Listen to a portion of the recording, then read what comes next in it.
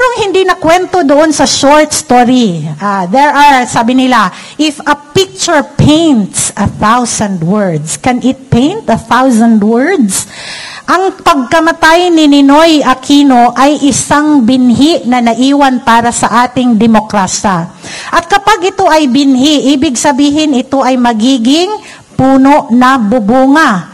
Ano ba ang naging bunga ng pagkamatay ni Ninoy Aquino? Ito ay ang paglabas ng panibagong leader, hindi po ang kanyang anak, kundi may storya dyan sa picture na yan ni Nene Pimentel and ni Cory Aquino, because originally, it was the plan after the death of Ninoy Aquino na ang magiging vice president na katandem ni Cory Aquino was Nene Pimentel. But, nakialam po ang simbahan in the person of the late Cardinal Sin at he merged para daw magkaisa ang oposisyon na si Doy Laurel ang gagawing vice president na candidate. So our party founder then gave way for peace and for prosperity.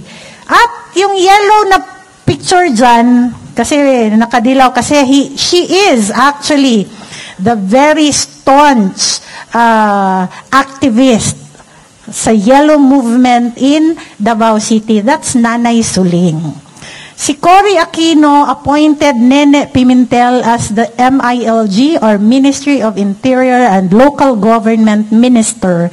At nagtalaga sila ng panibagong mga local leaders because this is a revolutionary government. Tinanggal lahat ng mga nakaupo sa pwesto para magbigay ng panibagong bukas sa ating bansa. Si Cory Aquino wanted Nanay Suling Duterte, who was a PDP-11 member also, to be the mayor of Davao City. Nakita nyo kanina doon sa short video na ang isa sa mga prominent figures was Zaf Respicio. Sabi ni Nanay Suling, hindi na daw siya ang magmamayor because her advocacy for freedom, hindi dahil gusto niyang maging politiko. Pero dahil sa pagkumbinsi sa kanya, ito po ay si Nene Pimentel, ang isa sa mga taga Davao ang nagbitbit ng papeles para si Tatay Digong ang i-appoint as Vice Mayor of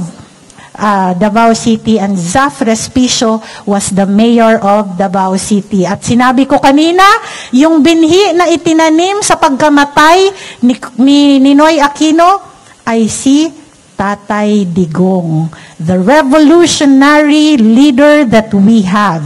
And in 2016, siya ay na-elect po na presidente ng ating bansa. Dapat ba nating kalimutan ang kanyang mga ginawa? Mahina ang sagot. Dapat ba nating kalimutan ang ginawa ni Tatay Digong?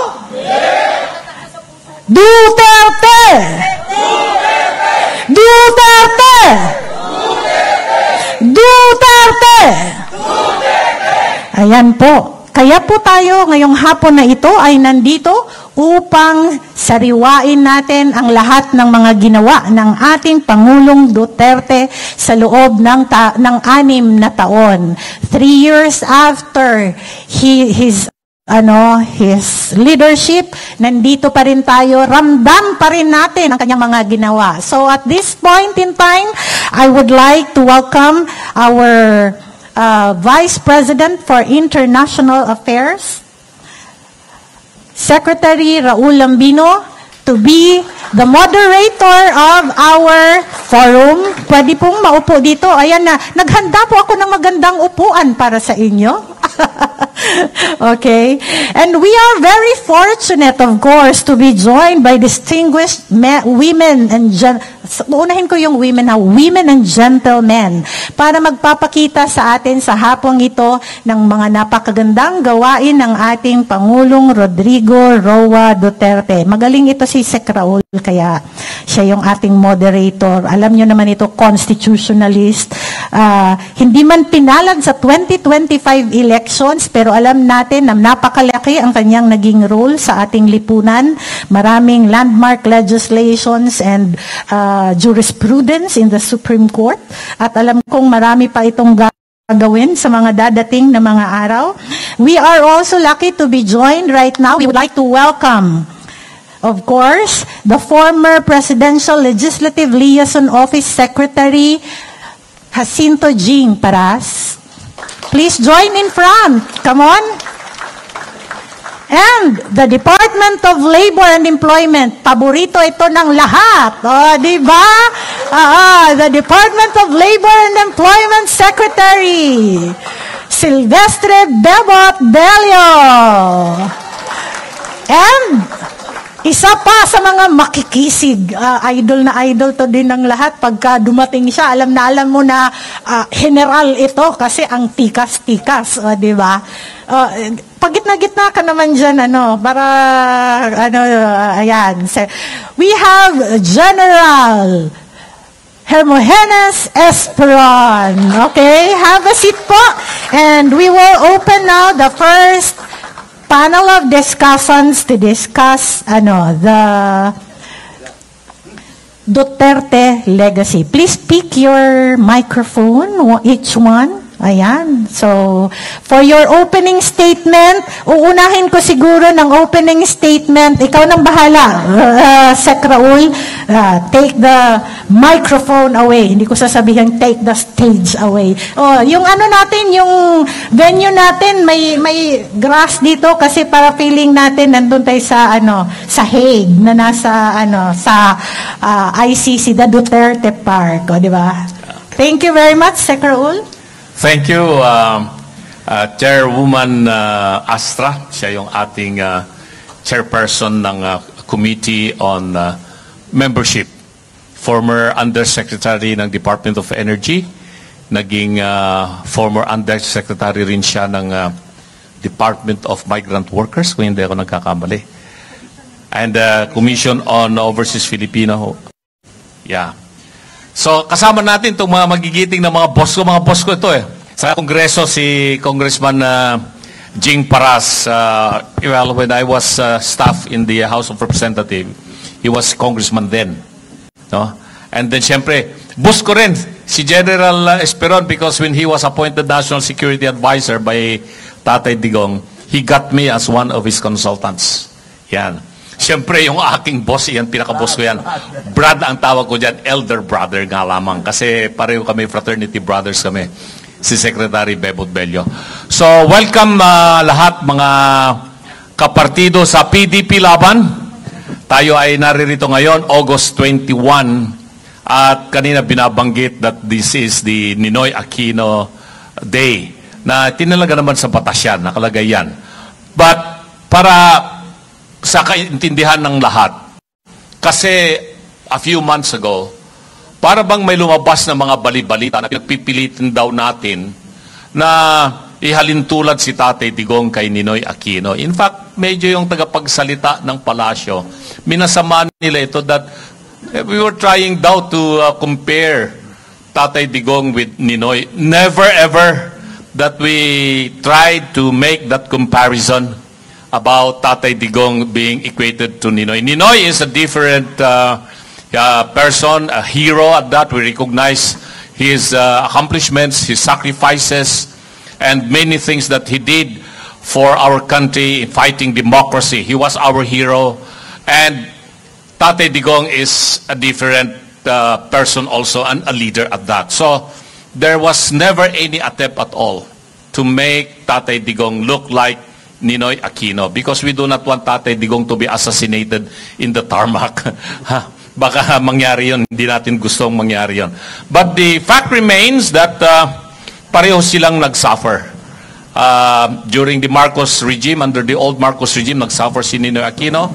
Tatay Digong also suffered the same fate under the new Marcos regime. But we are here to discuss more about the legacy of PRRD.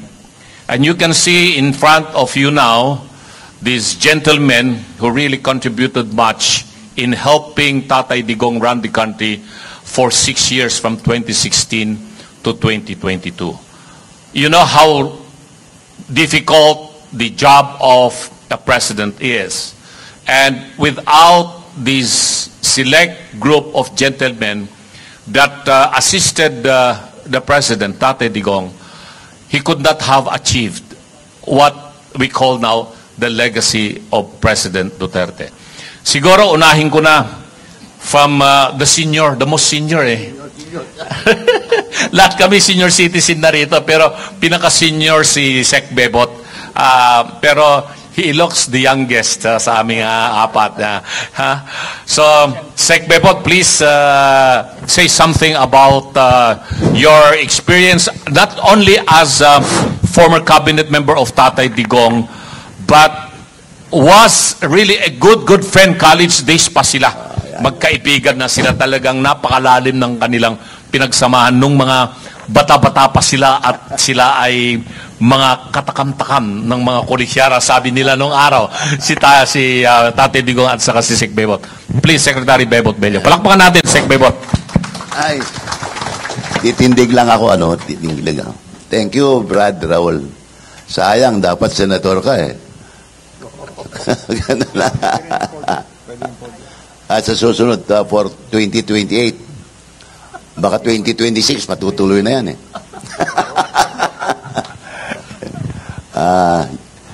Ging, Yusek Ging, may pinakamagaling na military officer.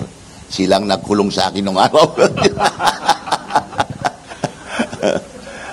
Yung pang isang gusto ko banggitin, alam mo na, si President Ramos, 1992, nagkasama kami, siya ang presidente ko, akong senator niya. Pero yan ang nagkulong sa akin eh. Kinulong ako sa Davao niyan. Inisyuan ako ng PDA. Alam niyo ba ang PDA? Preventive Detention Action. Hindi kailangan ng warrant of arrest, basta damputin ka. Pero dahil doon, sumikat ako sa Davao. Anyway, gusto kong ikwento sa inyo kung sino si Digong. Actually, ang tawag namin sa kanya, hindi Digong noon eh. Ang tawag sa amin, Rodi. At marami sa inyo, siguro hindi pa pinanganak na magkakilala kami ni Digong. We met for the first time in 1964. Yan. Sino ba pinanganak na noon? Pinanganak na kayo. Pati si Sis Astra, sigurado pinanganak na noon. College student na si Astra noon, 1964. 1964 to 1970, magkasama kami ni President Digong sa YMCA, isang boarding house dyan sa tapat lang ng Manila City Hall. Yan. Kasama namin dyan yung naging BIR commissioner niya. Ito yung isa pinaka-closest na friend ni President Digong. Si Commissioner Cesar Billy Dulay ng Bureau of Internal Revenue. Yun ang pinaka-close niya. Ako pa, second lang ako. Meron din yung roommate niya sa YMCA ay si dating Foreign Affairs Secretary, si Jun Yasay. Luko-luko naman yung si Jun. Hindi niya sinabi, Amerikano pala siya. Kaya nung pagdating ng kanyang confirmation sa commissioner appointment, rejected siya kasi Amerikano pala Lanlingtig. God bless his soul. Pero kasama ni Digong yan sa... kasi ang YMCA mayroong third floor, second floor, third floor, first floor, at mayroong jungle. Doon si Digong. Kasi it's called jungle dahil ang kwarto doon 4 to 6 persons in one room. Kaya jungle ang tawag. Doon sa first, second, third floor, dalawa lang per room. Yan, doon ako sa first floor. At alam niyo paano kami nagkilala ni Digong? Ganito yan eh. Nagkaroon ng eleksyon sa Night of Galahad, ang tawag doon sa YMCA. And I ran for congressman ng 1st District. Ilocano ako. Ang kalaban ko, isang mas kuripot kaysa Ilocano. Sino ba mas kuripot sa Ilocano? Ha? Bulanon. No. Ang kalaban ko, Bulanon. Si Primo Digaw. Siyempre, Ilocano ako. Ang mga botante ko, Ilocano. Pero, mas maraming Bisaya. Mas maraming Bisaya. Kaya, sabi ko, wala akong laban. Kaya, hanap ako ng campaign manager ko na Bisaya. Nakita ko yan si Digong. Nakita ko, nagkakape siya. Sabi ko, bayaran ko yung kape mo, ha? Pero ikaw ang campaign manager ko. Oo, pero merong kasamang siomay. Sabi niya, sige, sabi ko, siomay. Pumayag siya, naging campaign manager ko. Dahil doon, tinalo ko si Primo Digao. Dahil, siyempre, si Digong, nandun sa jungle, maraming mga kasamaan doon. Kaya tinalo ko si Primo Digao.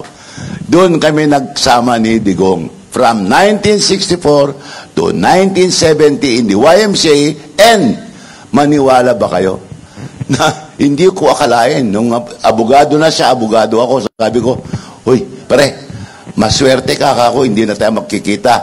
Dahil ako mag-practice ako sa Isabela, ikaw sa Davao. Kaya hindi tayo magkarap. Swerte ka, kundi wala kang laban sa practice, sabi ko sa kanya. Akalain yung magiging pala ko, magkaasawa ko ng Davawenya. Kaya 1972, nagkita kami muli ni Digong. Kasama si Billy Dulay. Kasi si Billy Dulay, abogado siya ng Alcantara, one of the biggest company in Davao, yung legal, anong tawag, laging company. Si, Alcantara Airstance yun. Doon nagkita kami ulit ni Digong. Pero alam nyo, nung maalala ko nung nasa YMCA kami, alam mo kung magkano ang allowance namin? Siya mas mayaman kasi governor ang tatay eh. Ang allowance niya, 100 pesos a month. 100 Oh, malaki na yun. Ako, 60 pesos a month. Yung 30 para sa board and lodging, yung 30 allowance ko na, papunta sa pamasahe. Ang breakfast namin doon, alam mo kung magkano breakfast namin? Ha?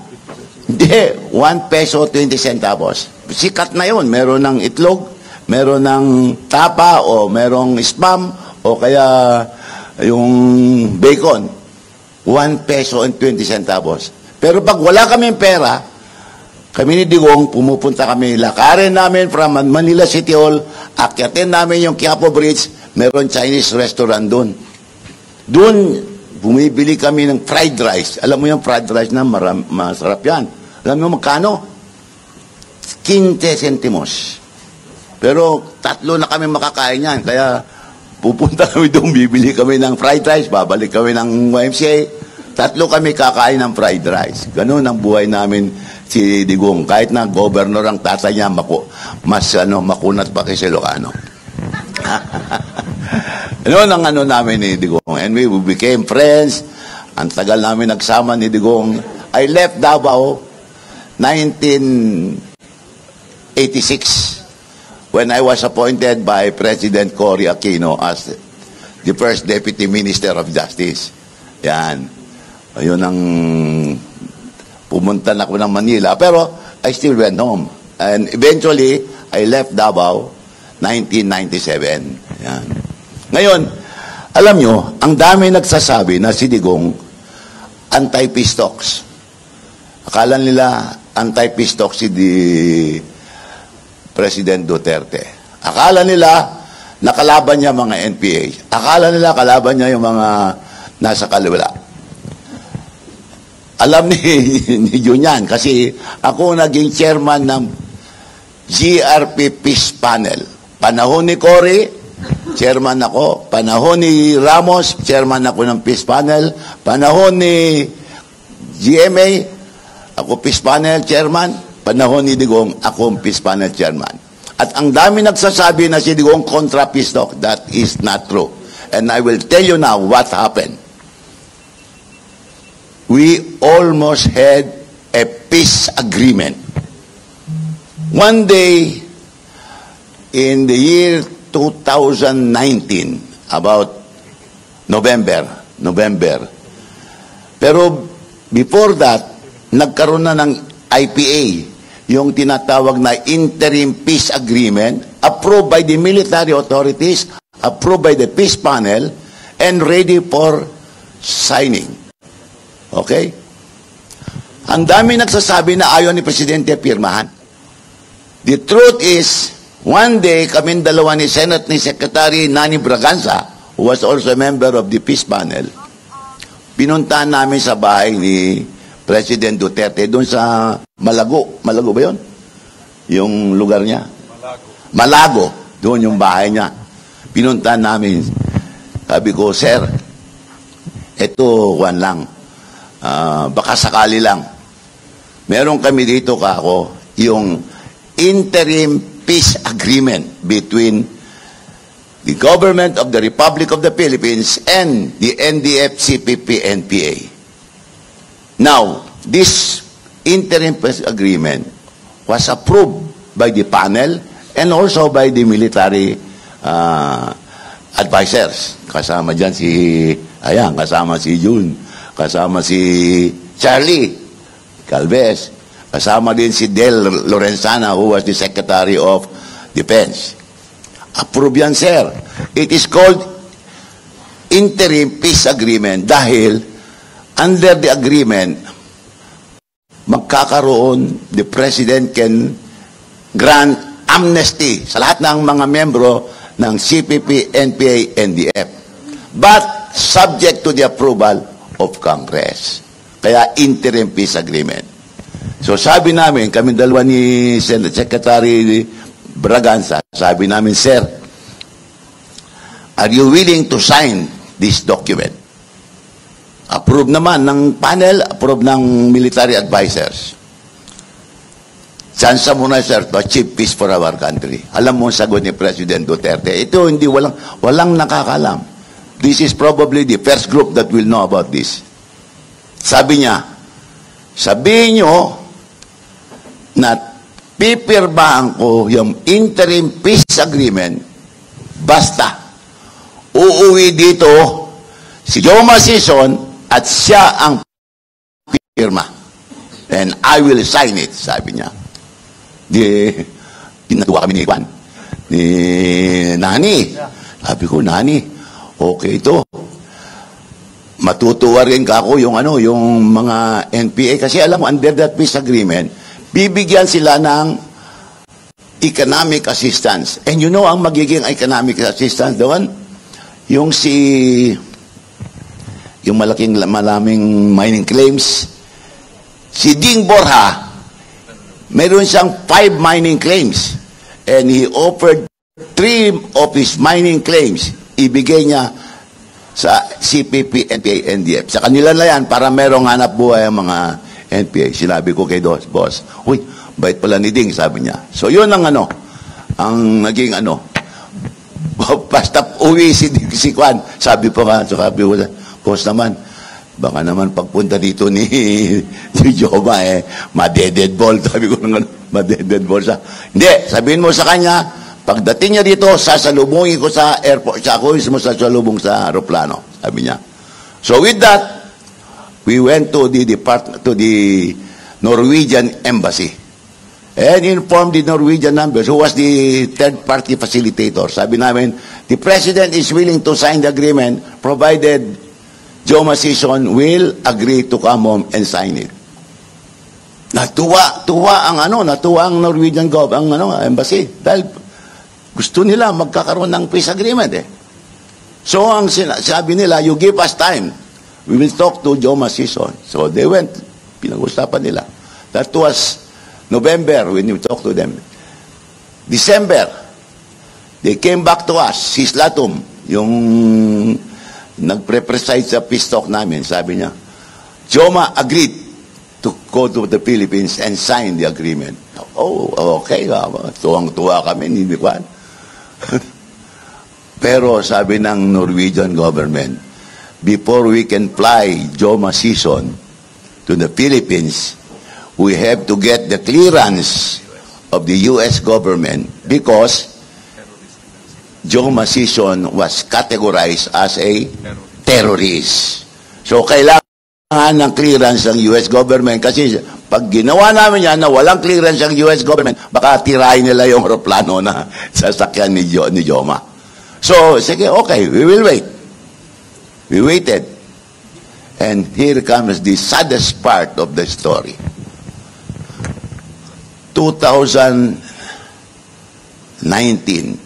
December, meron ng agreement na ililipad si Joma subject to the clearance from the U.S. government.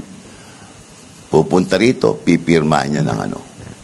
Ang tagal dumating yung clearance. What happened? Pagdating ng March 2020, ano nangyari? Ha? Alam niyo ang nangyari? COVID! COVID! Kaya, tinamahan si Joma. And eventually, he died. Ganun ang nangyari sa peace process. Talagang, sabi ko, hindi talaga swerte ng Pilipinas na magkaroon ng peace agreement. Pero, yung nangyari nyon is a clear evidence that the president was for peace. The President Duterte was for peace. And I'd like you to know, and since nandito kayo lahat, I hope everybody will know that the President was ready to sign an interim peace agreement with the NPA. Yan ang katotohanan. Yun po ang yan ang may sasabi ko sa inyo tungkol kay President Duterte. Ang dami pang iba, daming istorya, pero may mga X-rated ka, wag na lang.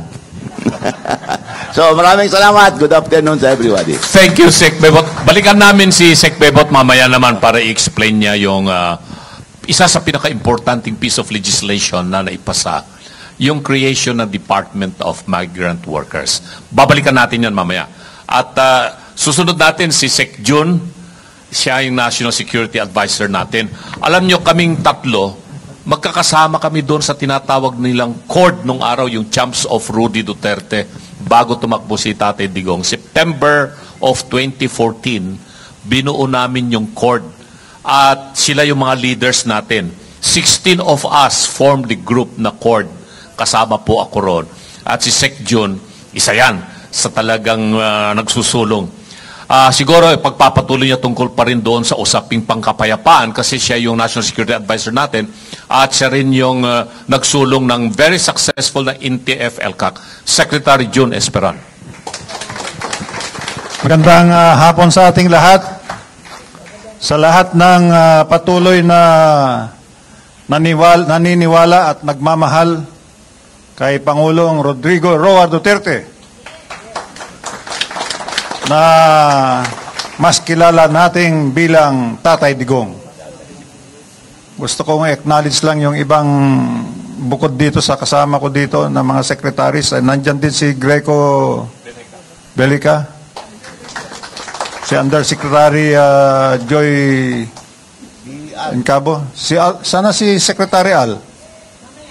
Babalik. Babalik. Anyway, at mga iba pa. Astra.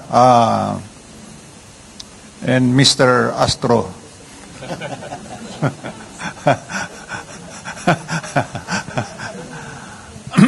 Ako po si General Hermo Jun Esperon, ang inyong former Commanding General ng Philippine Army, former Chief of Staff of the Armed Forces of the Philippines.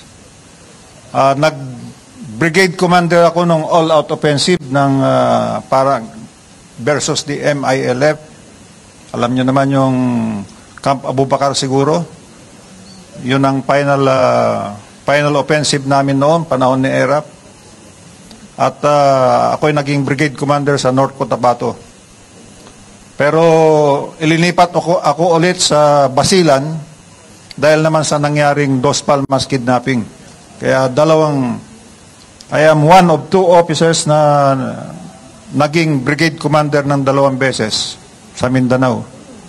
But earlier than that, doon ako nag-platoon leader sa Basilan, company commander sa Hulo, battalion commander sa Agusan. So talagang Mindanao ako.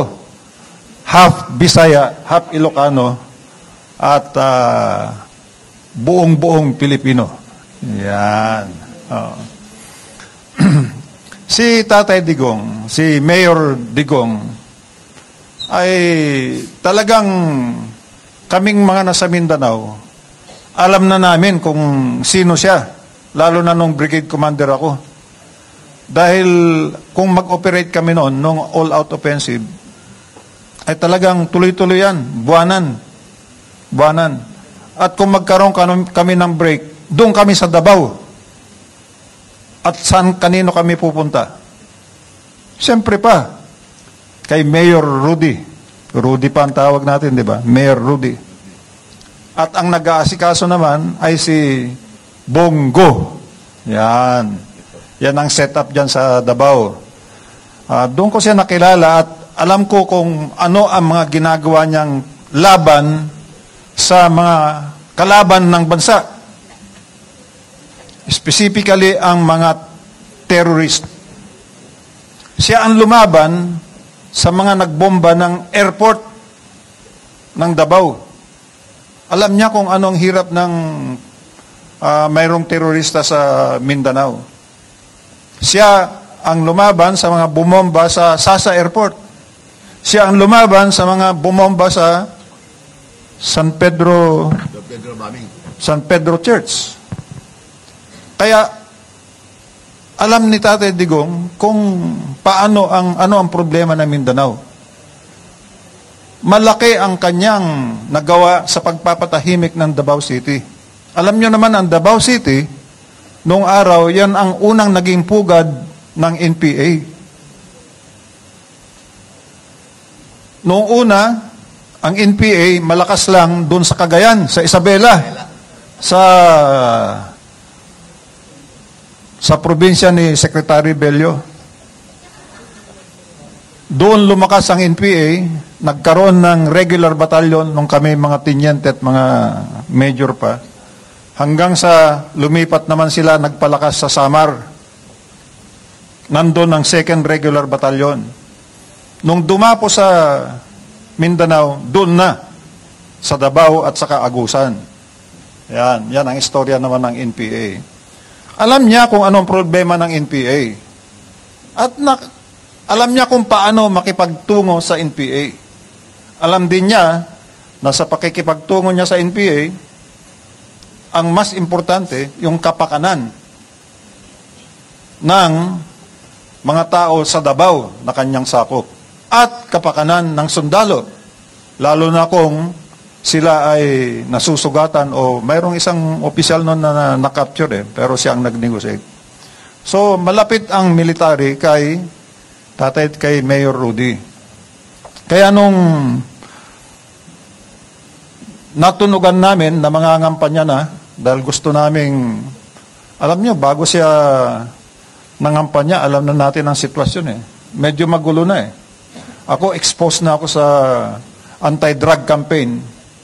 Kasi nung presidential security ako ni FBR, ako ang ginawang task force commander ng anti-drugs.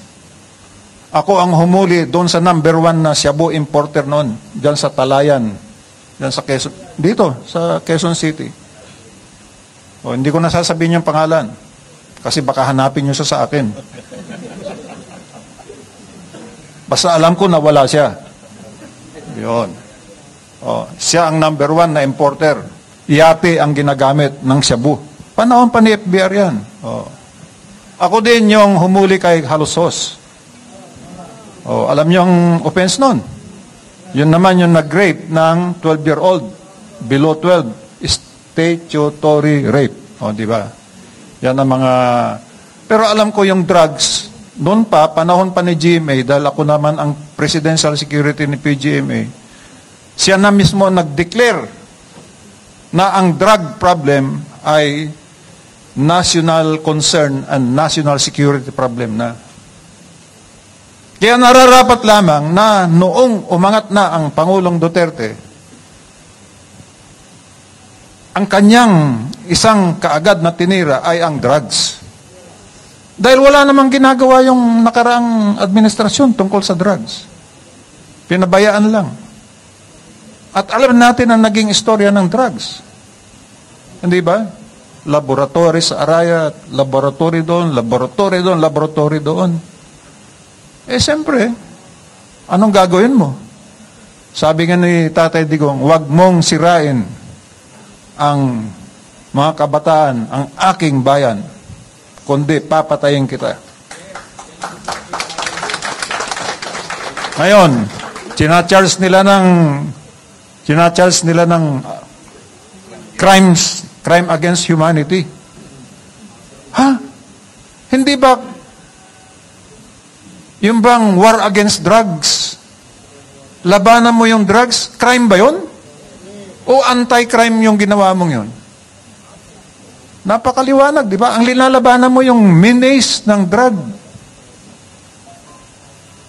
Sino ba ang mas importante? Yung biktima ng mga drug dealers o yung drug dealers? Sinong humanity ngayon na sinasabi nilang nagkaroon si Tatay Digong ng crime against humanity? Yung mga biktima ng drug problem? O sinasabi natin, kawawa naman yung drug lord, kawawa naman yung mga drug lord na ang wall ng bahay ay mga pera na. Kilala naman namin yun dahil taga Mindanao, kilala ko yun. Kaya ako, hanggang ngayon hindi ko makuha kung paano naging crime against humanity. Ang paglaban sa drugs na noon pa man ay security problem na, national security problem. Dahil noon pa naman panahon ni President Ramos, dahil ako ang anti-drug task force na ginawa niya, ay nakita ko na kung anong mga pangalan ang nandoon. Ang tataas. Kaya ngayon, wala na bang drugs ngayon?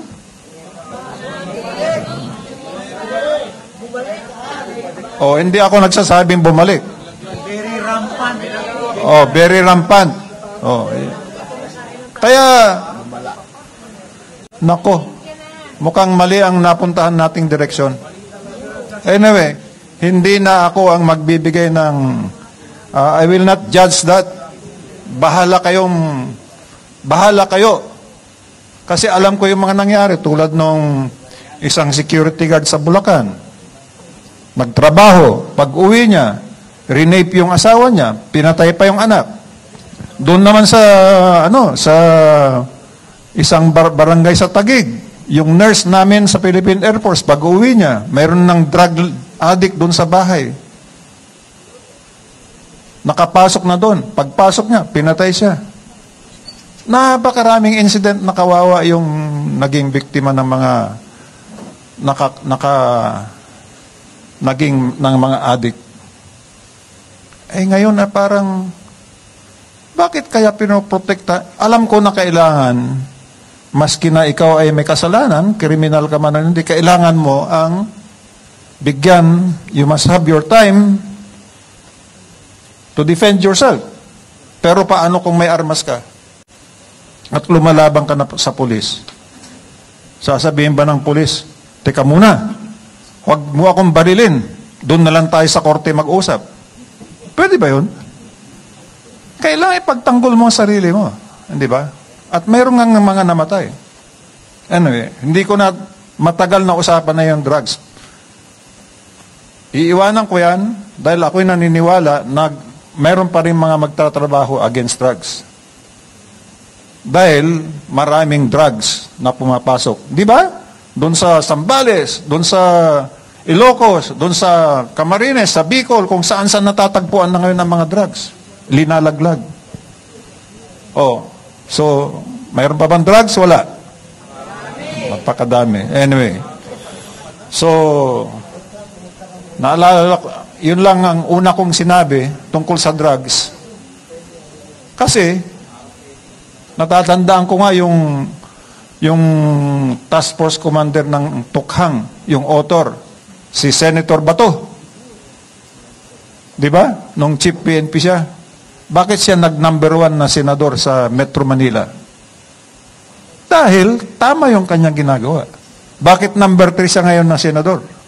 Dahil alam ng tao na tama yung kanyang ginawa sa drugs. Di ba? So, mali pala si Tatay Digong. Ambot. Ngayon, punta ako sa ibang topic.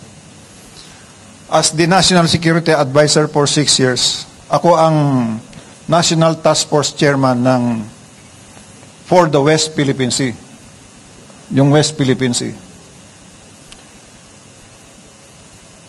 Unang punto ko at pinaka-importante, nung panahon ni PRRD, wala tayong nawalang teritoryo. Yung Scarborough, nawala noong 2012, na-occupy ng China. Pero sa panahon niya, walang nawala. At yung tension with China ay hindi na masyadong tumaas. Kasi matatandaan nyo, ang China doon pa lang sa Luneta may nangyaring hostage dyan noon Mga namatay na turista. 2011. So, mga simula yun na mga natin sa China. Pagkatapos, tayo naman, hindi ko na ulitin yung istorya ng Scarborough kasi ang nangyari doon, involved, pinasukan ni Trillanes, negotiate. Maya-maya, sinabi na mag-withdraw na lang pareho, na magkasabay. Nung umalis tayo, hindi naman umalis yung kabila. O di sila naiwanan doon. Di ba? Mishandled. Meron bang ganon na nangyari sa panahon ni Digong? Wala. Gusto nilang kunin yung katabi ng Pag-asa Island na Sandy Cay, pero mayroon tayong tao doon, binabantayan ng National Task Force for West Philippine Sea.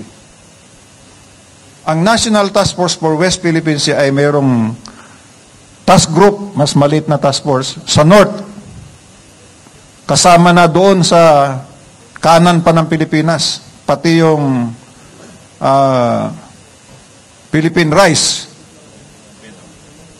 Rice, kasama na yan, North, binabantayan natin yan. Dito naman sa West, nandito ang Palawan, isang task group pa rin yan, na hawak o kino-coordinate ng National Task Force for West Philippine Sea na every Tuesday or kung kinakailangan ay mag-meeting. Walang mintis. Kaya nabantayan natin yan. Alam natin kung ilan yung mga militia boats na nandyan. Pero hindi natin pinapalaki yung problema. Dahil ang relasyon natin sa China ay hindi lang West Philippine Sea. Ay hindi lang tungkol sa West Philippine Sea. Ano pang ibang relasyon natin sa China? Obviously, trade. Di ba? Cultural. Dahil ang dami nating Chinese dito Person to person. Turismo. Di ba?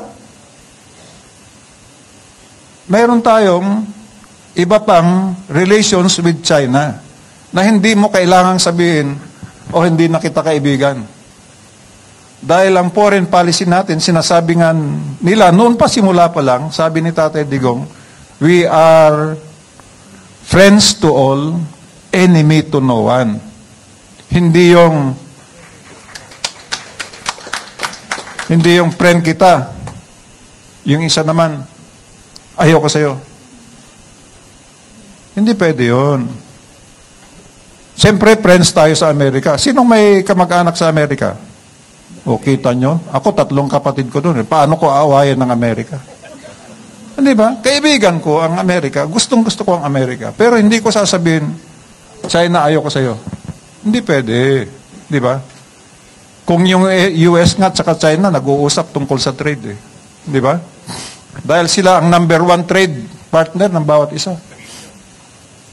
So, hindi lang West Philippine Sea ang relasyon natin sa China. Kaya timbangin natin mabuti yan. Timbangin natin yan.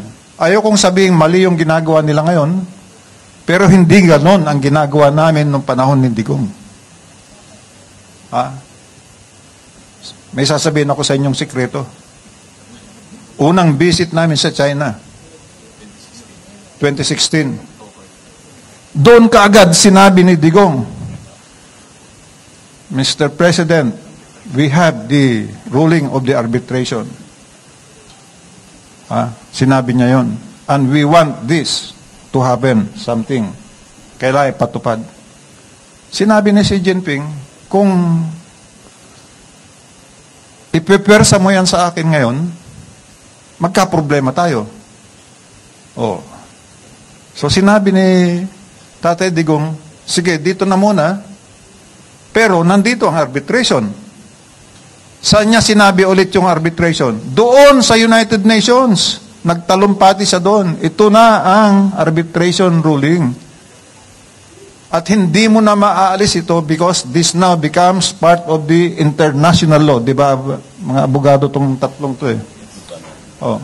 Di ba? Part of international law which may not be diminished. Nandyan na yan. So nandyan. Eh ano ngayon kung nandyan? Eh nandyan ang South China Sea. Meron freedom of navigation beyond your territorial waters. Alam mo ang meron tayo, yung exclusive economic zone, 200 nautical miles. But remember that that is your exclusive economic zone which is sovereign rights. Hindi sovereignty. Ang sovereignty sa iyo. Ang sovereign rights iginawad sa iyo ng United Nations para protektahan mo at para kunin mo yung mga nandyan na isda o mineral o kahit ano pa. Sovereign rights. At pwede mo ring ibahagi sa mga ibang countries. Sharing, i-share mo, pwede. Yan. Hindi yung exclusive economic zone ito, amin to eh. Ang emphasis mo, yung ano eh, yung exclusive eh. Hindi. Sovereign rights lang yan. Kaya, ulitin ko, ang relasyon natin sa China ay hindi dapat napapako sa West Philippine Sea. Marami pa tayong ibang magagawa. Ngayon, kung iba ang paniwala ng administrasyon, ay bahala sila kung kaya nilang panindigan. Pero ito ang solusyon ko dyan. Sa West Philippine Sea o sa South China Sea, doon sa loob ng ating exclusive economic zone, ay mayroong 17 isla ang Vietnam. Nandiyan ba yung, saan ba yung aking partner? Yung mapa, nandiyan ba ninyo? Oh, dali mo dito. Oh. Sa loob ng EEZ, ito, baka hindi rin nyo makita, pero para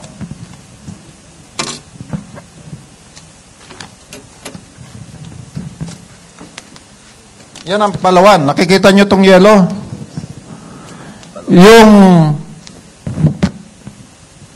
Yung arc na yon, yun ang exclusive economic zone.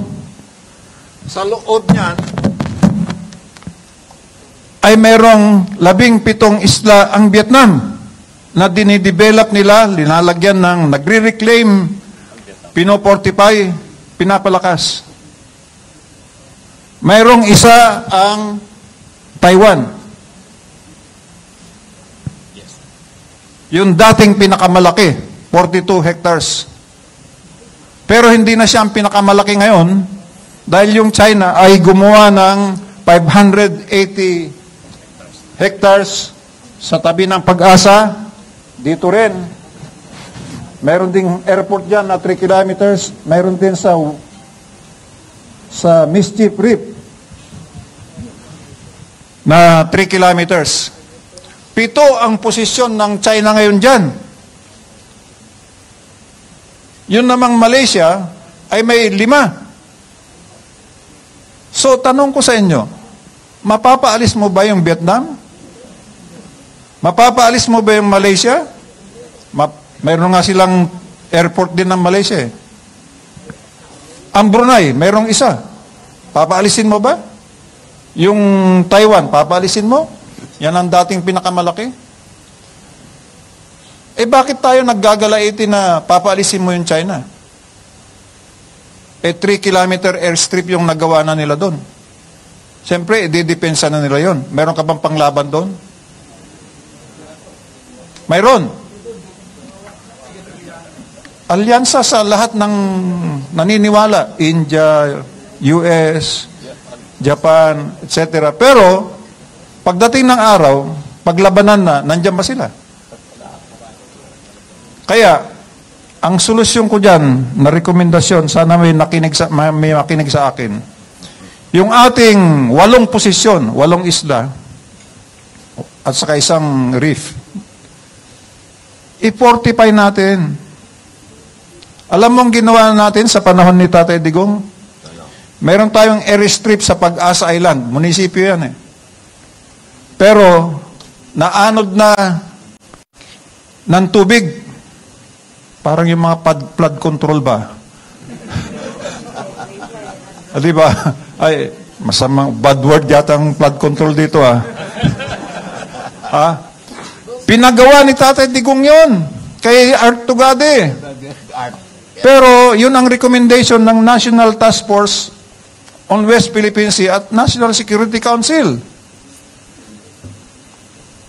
Pinahaba natin yon para pwede na ang C-130 at saka mga fighter aircraft. At gumawa tayo ng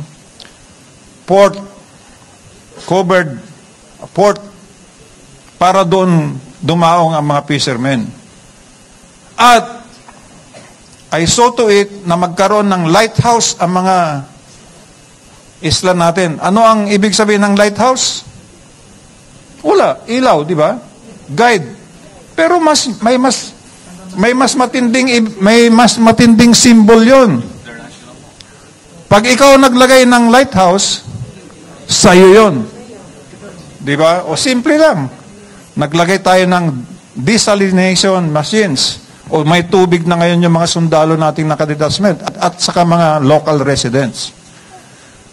Ang kulang natin ngayon, kailangan lagyan naman natin ng firing position, fortification, para kung atakin ka man,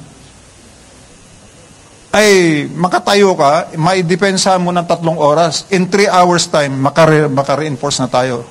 Hindi gaya ngayon na open yung iba pa.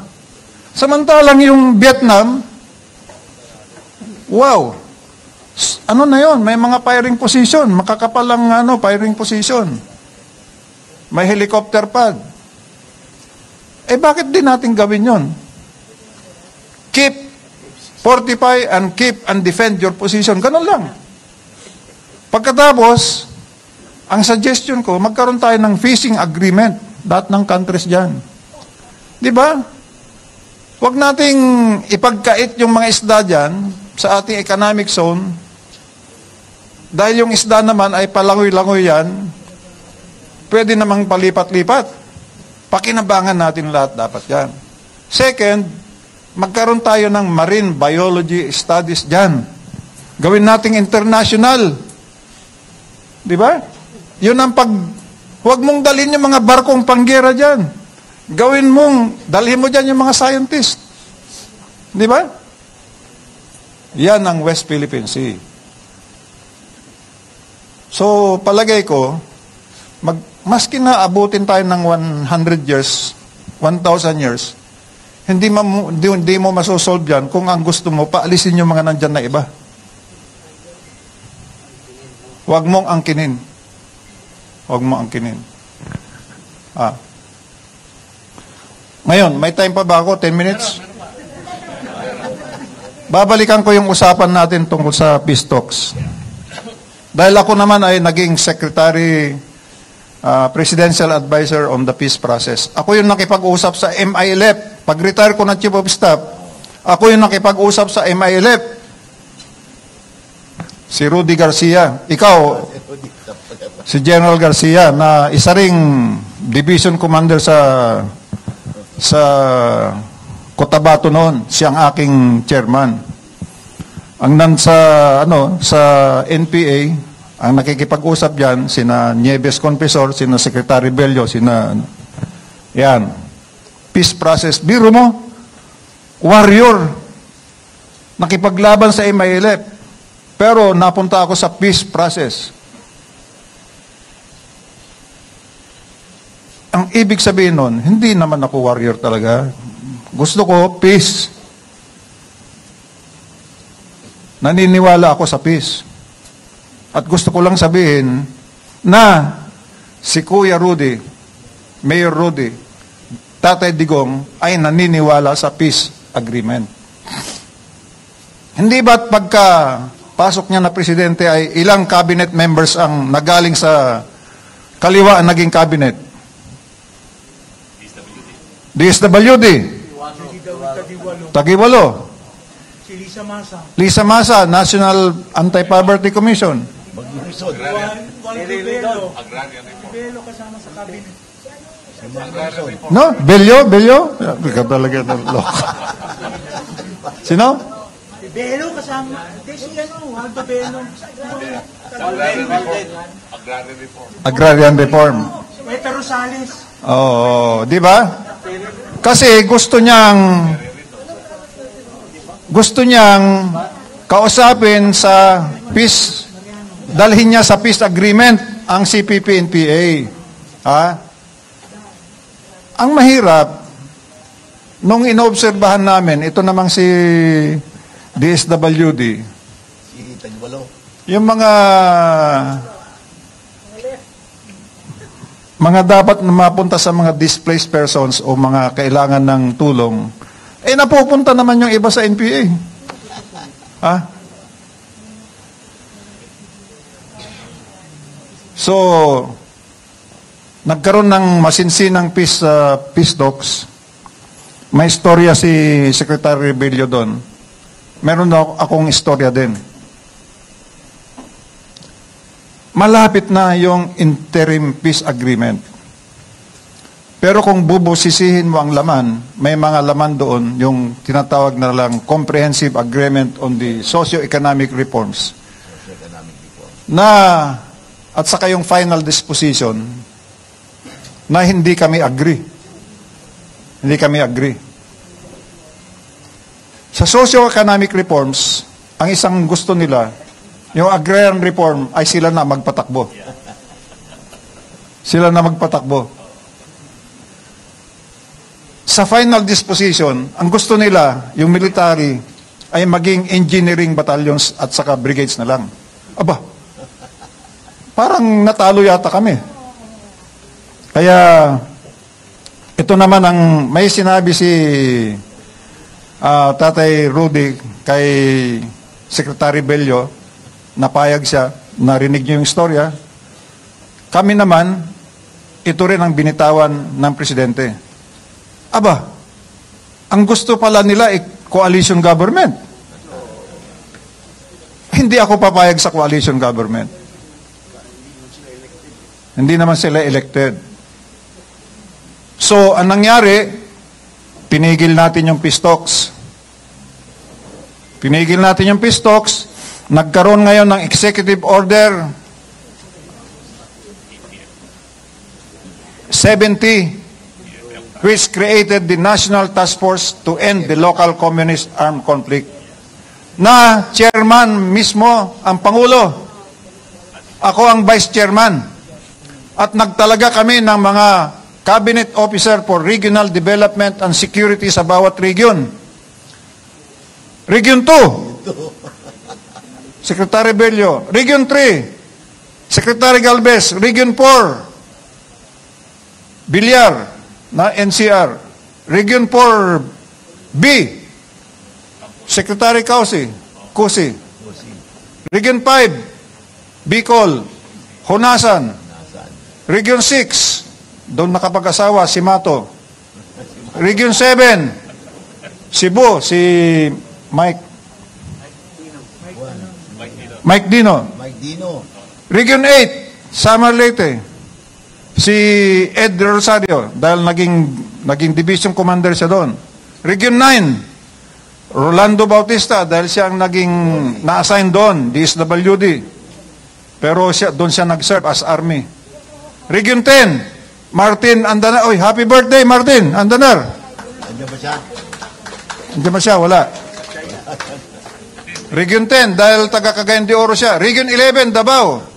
Sino nandun? Dominguez, pero pinalitan ni Abisado. Wendell. Region 12, La Peña, dahil doon nakapag-asawa. Region 13, Nograles. ARMM, Lorenzana, dahil doon pinanganak sa Pikit, Cotabato. Region 1, pala ako. Region 1, partner ko. Oh, ako, dahil taga-Asinggan, Pangasinan ako eh.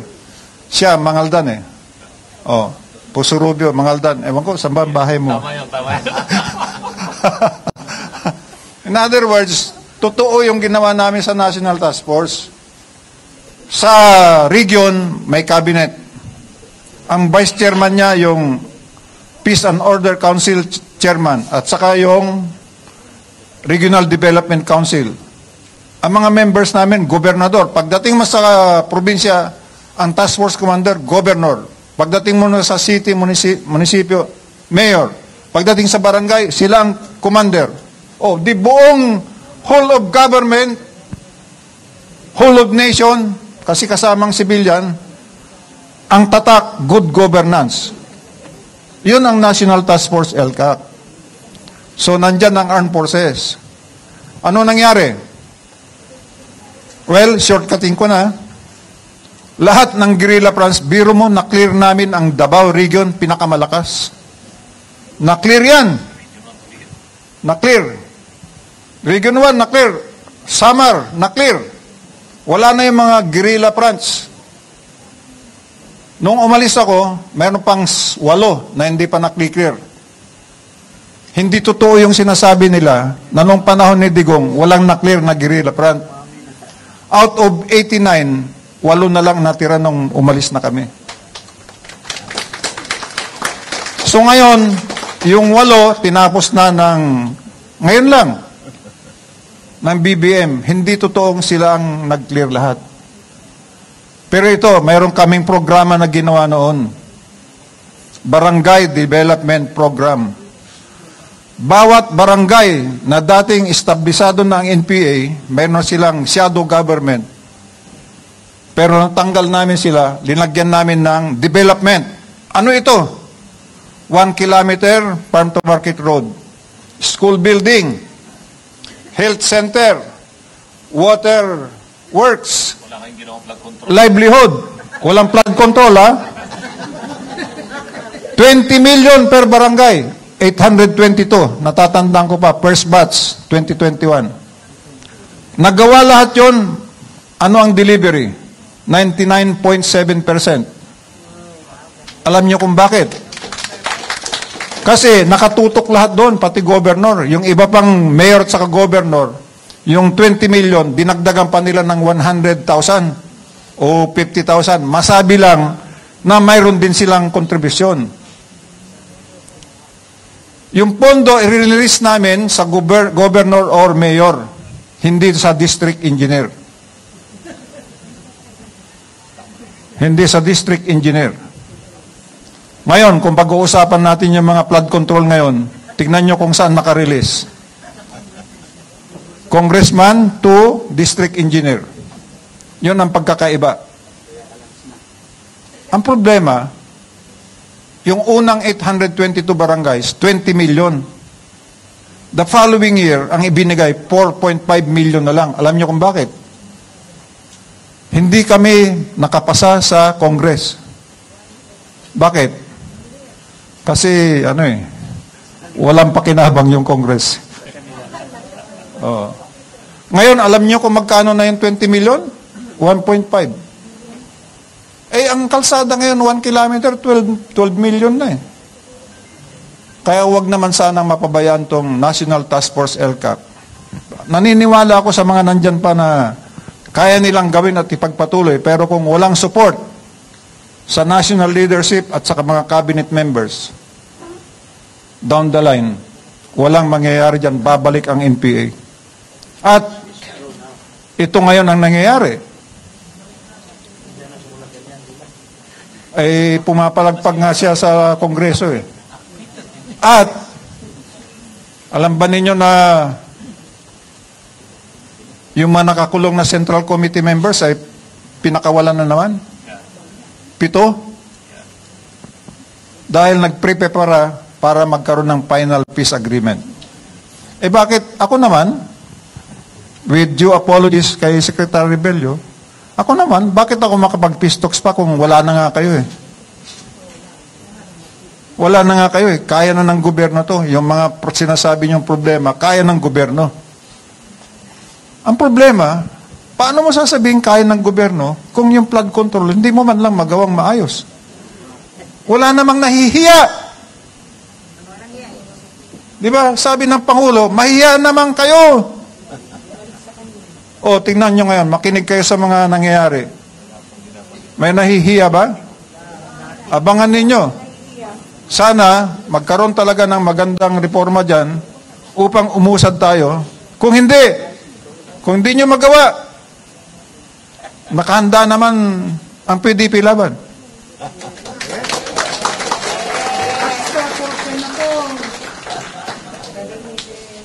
Nakahanda naman kami. Nakasama ninyo. Huwag nyo kaming ituring na kaaway. Huwag nyo kaming ipakulong sa dahig.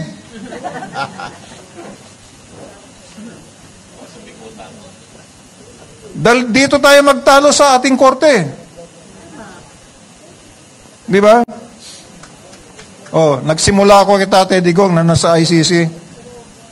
Tatapusin ko na sana may balik na siya. Bring him home! Bring him home! Bring him home! Bring him home! Maraming salamat. Thank you, Sec Jun. Napakinggan na natin at dalawang napakahalagang topics ang